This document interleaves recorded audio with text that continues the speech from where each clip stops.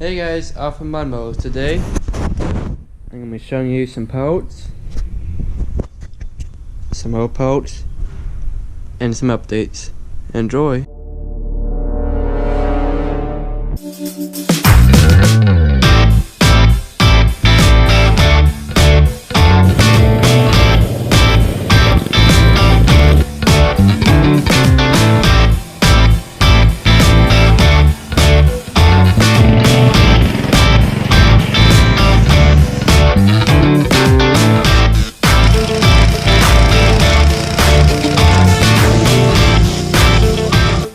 So the first box is going to be a rough country suspension lift. It's a 4-inch skid plate, steering arm under there.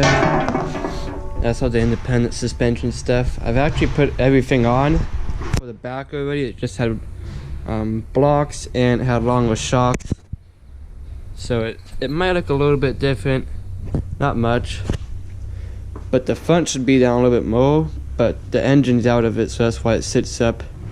It's kind of light in the front right now, so I still gotta put that in there. It's gonna be a day job probably. It's a lot. You gotta pretty much take the whole suspension out to do it, and then put that in there. So you gotta cut 2 mounts off and trim the front diff just a tad. But that should be fun. And then over here I've got all the gaskets. This is a really like $100 kit, so hopefully those won't leak anytime. That's for the oil filter. There's rings and stuff in here. What's in this box? Probably just more rings and stuff. Yeah, I think so. And an oil pump. Down in here there's a couple of radiator hoses.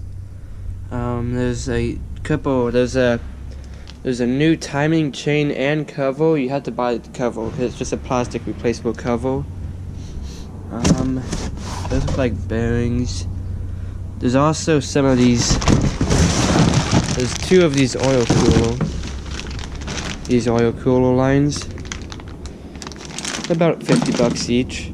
So I got 2 of those, and one runs from the oil adapter to the radiator and back up from the radiator down to the oil filter. They kind of should have done it backwards, so it actually goes to the filter first, but whatever. But they're pretty much steel except for this big bend, and the rubber hoses, and they leak everywhere.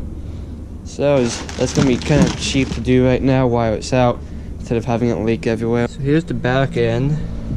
It's got air shocks. That's our bolted down, just bolts down here. It's got the 2 U-bolts for the diff. I like what they did, GM did with that big bracket. Got the shocks bolted in up there.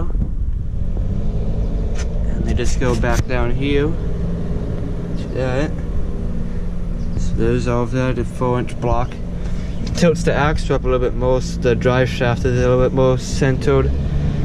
And I have to get some of these. It's the sway bar. I gotta get longer lengths here. I should have noticed that, but I just gotta order those up and I'll put them in. I'll put the wheels on still. I can just have this hanging down. Here's the other side. They put that shock back there going that way, and this one here goes that way. But all of that's on, so I'm gonna put those wheels on there now. And if you walk inside here, we'll open up the door. It's really clean in here too now.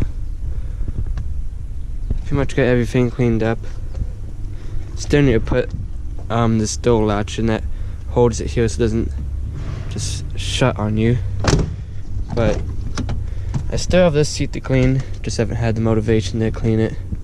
There's a bunch of parts in the back there too. No engine, which will make it really easy to install this kit hopefully. So I still gotta install that kit. I've been waiting on the engine block, crankshaft, and heads. The heads are super good. The valve guides had pretty much no wear in them. I'm just gonna get those. The valves should be fine, so I'm gonna get them reground. The cylinder is just gonna get honed instead of blowing it out, because I found better pistons for it and better rods that won't all messed up. Cinched rods too, so those should work nice. And the crankshaft, I got another crankshaft too. It needed just kind of polished up. So hopefully I'll get that back pretty soon here, and I can put it in there, and I'll have the suspension already done. But it's kind of just a short update of what's been happening with this thing. So until next time, stay tuned for more.